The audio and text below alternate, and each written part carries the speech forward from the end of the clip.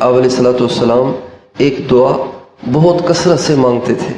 یا مقلب القلوب، اے دلوں کو پلٹنے والے، ثبت قلبی علی دینک، اے دلوں کو پلٹنے والے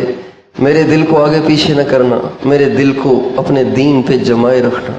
اتنی کثرت سے یہ دعا کرتے تھے کہ اماں عائشہ کہتی ہیں ایک دن میں نے پوچھ ہی لیا، یا رسول اللہ آپ اتنی کثرت سے یہ دعا کرتے ہیں، کیا آپ کے دل کے بھی پلٹنے کا خطرہ ہے کیا آپ کو؟ آپ علیہ السلام نے فرمایا عائشہ، دل کی مثال ایک پتے کی سی ہے، جب کوئی ہوا چلتی ہے تو وہ ہوا اس پتے کو جس طرف چلتی ہے اڑا کے لے جاتی ہے۔ ایک پتا گرا پڑا ہو، ہوا ادھر لے جائے گی تو ادھر چلا جائے گا، اور یہ جھونکا ادھر کو جائے گا تو اس پتے کو بھی ادھر لے جائے گا۔ تو دل کی مثال ایک پتے کی سی ہے،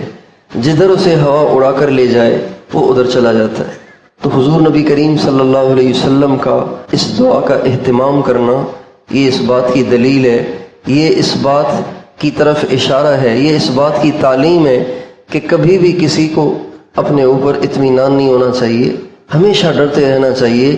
کسی کے بھٹکنے کا خطرہ مفقود نہیں ہے، ہر ایک بھٹک سکتا ہے، ہر ایک گمراہ ہو سکتا ہے۔ اللہ تعالیٰ نبی پاک صلی اللہ علیہ وسلم سے قرآن پاک میں فرماتے ہیں وَلَوْلَا أَن ثَبَّتْنَاكَ لَقَدْ كِدتَّ تَرْكَنُ إِلَيْهِمْ شَيْئًا قَلِيلًا، میرے نبی اگر میں تجھے نہ جماتا تو شاید تو بھی ان کی باتوں میں آ جاتا۔